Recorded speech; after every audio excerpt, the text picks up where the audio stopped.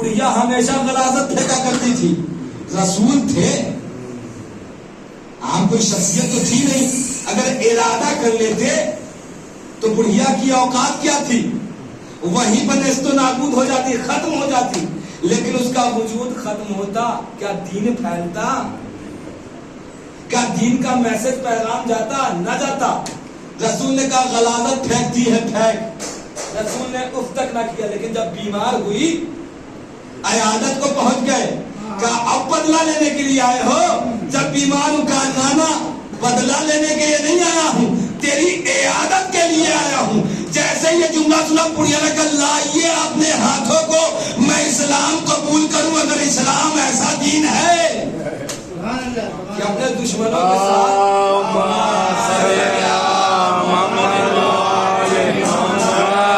اگر اپنے دشمنوں کے ساتھ ایسا رفتار اور کردار اور گفتار ہے تو لائیے میں دین اسلام قبول کرتی ہوں. عزیزوں, میں نے کہا کہ اللہ بڑا رحمان ہے, رحیم ہے اپنے بندوں کے اوپر, بڑی محبت کرتا ہے اپنے بندوں سے.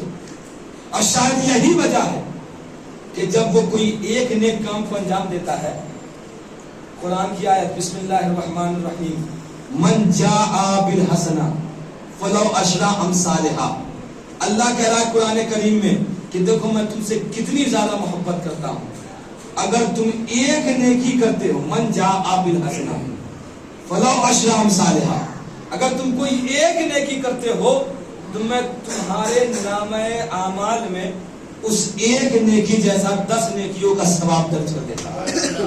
ہائے ہائے ہائے, خدا کی قسم, اللہ کتنا رحمان ہے اپنے بندے کے اوپر کہ اگر ہم کوئی ایک نیکی کرے, مثال کے طور پر ہم سڑک سے گزر رہے تھے, ہم نے سڑک کے بیچ میں دیکھا ایک بڑا سا پتھر پڑا ہوا ہے, ہم نے یہ سوچ کر اسے کنارے لگا دیا کہ اگر رات کے اندھیرے میں کوئی برادر دینی, کوئی مومن شخص, کوئی انسان ٹھیس کھا کر ٹھوکر کھا کر گر جائے تو اسے تکلیف ہوگی. میں نے یہ سوچ کر اس پتھر کو ہٹا دیا. اللہ کو یہ نیکی اتنا پسند آتا ہے کہ اللہ نے کہا تم نے یہ ایک پتھر ہٹایا ہے, لیکن میں تمہارے نامہ اعمال میں 10 پتھر ہٹانے کا ثواب درج کر دوں گا. من جاء بالحسنہ فلو عشر امثالہا. اس کے بعد یہیں پر رحمانیت اس کی نہیں رکتی. اگر کوئی انسان نیک کام کرنے کے لیے فقط سوچے, میں کیا ذکر کر رہا ہوں, سوچے فقط, تو سوچنے کا بھی ثواب اللہ دیتا ہے. مثال کے طور پر میں یہ سوچ کر سوؤں کہ آج رات میں نماز شب ادا کروں گا, پورے نیت کے ساتھ, مکاری کے ساتھ نہیں کہ سوچ کر سو رہا ہوں ثواب مل جائے گا, نہیں, پورے خلوص نیت کے ساتھ یہ سوچ کر سوؤں کہ آج رات کو میں نماز شب ادا کروں گا. اور اگر ہماری نیند نہ کھل پائی اور میں نماز شب ادا نہ کر پایا تو روایتوں میں ملتا چونکہ میں نے سوچا تھا خلوص نیت کے ساتھ, اللہ نماز شب کا ثواب ہمارے نامہ اعمال میں درج کر دے گا.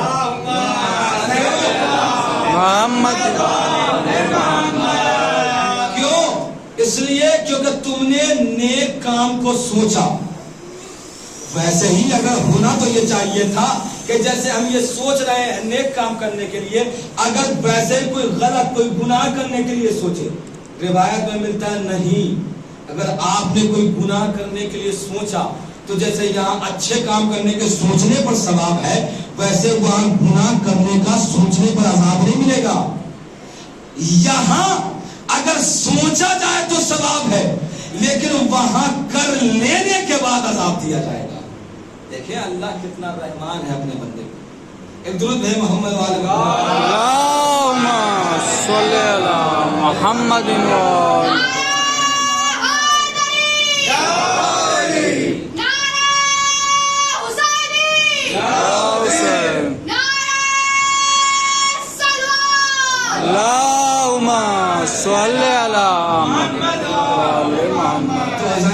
اللہ کتنا رحمان ہے اپنے بندوں کے اوپر, ذرا غور کیجئے گا.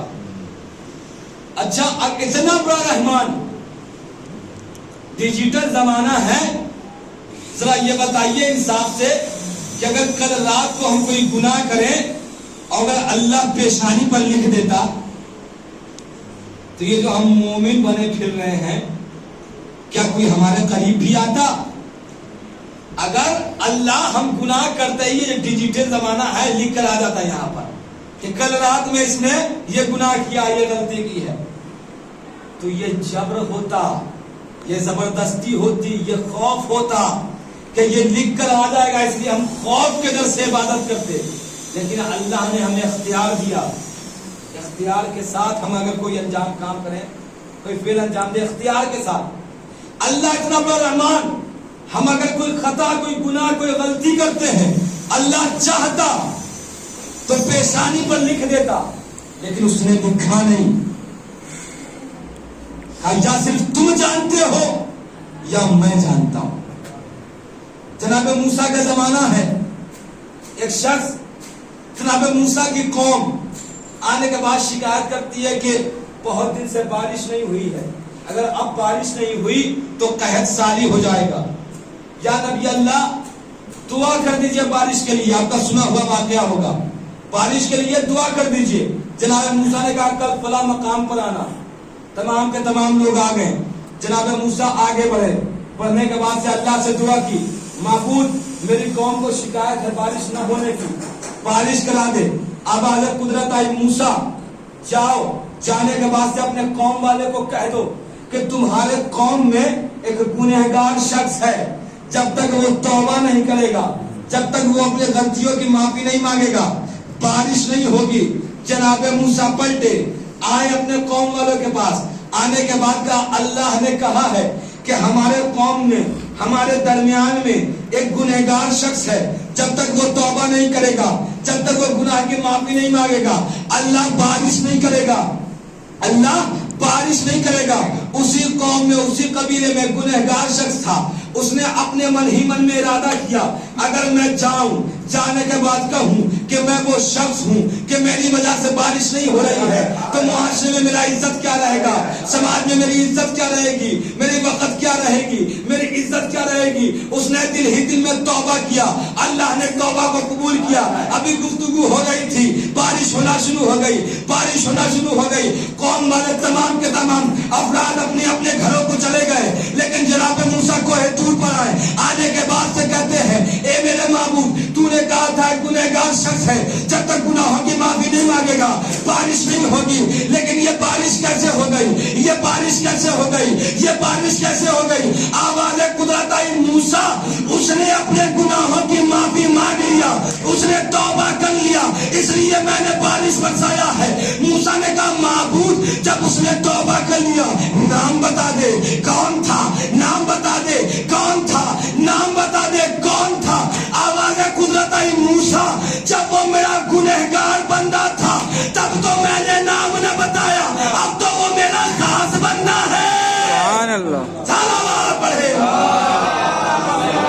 صلی اللہ محمد و آل محمد. جب وہ میرا گنہگار بندہ تھا تب تو میں نے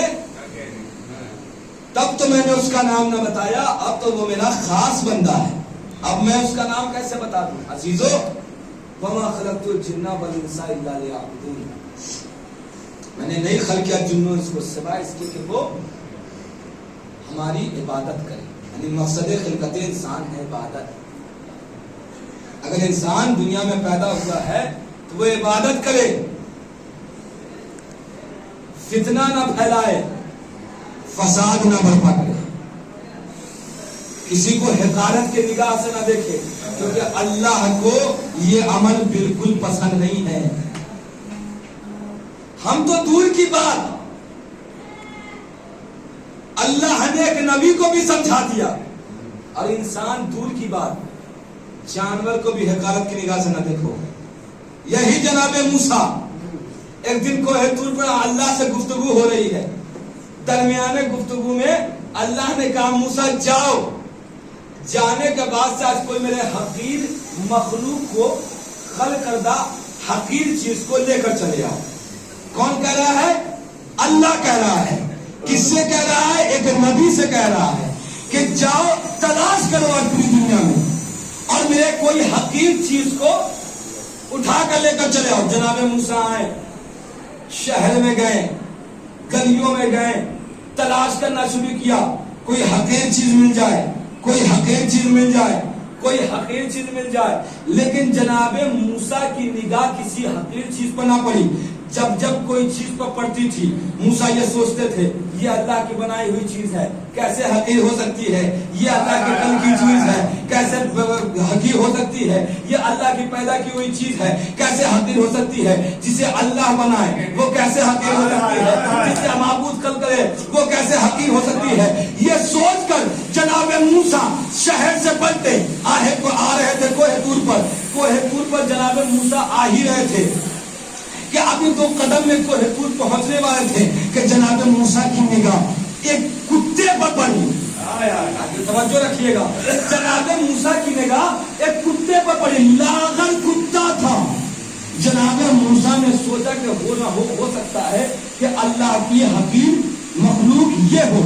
जनाबे मूसा ने गले में फंदा डाला कुत्ते के, खींचना चाहते थे, नबी थे, फौरन ज़हन में ख्याल आया नहीं अल्लाह के पैदा की हुई चीज है, हकीम नहीं हो सकती। मूसा ने रस्सी को छोड़ा, कोहे तूर पर आने के बाद से गुफ्तगू होना शुरू हुआ, आवाज़ कुदरत आई, मूसा जरा ये बताओ कोई हकीर चीज मिली। जुमला सुनिएगा, किसी को हिकायत की निगाह से ना देखना चाहिए। आवाज़ कुदरत आई, मूसा जरा ये बताओ क्या कोई हकीर मखलूक मिली, क्या कोई हकीर चीज मिली।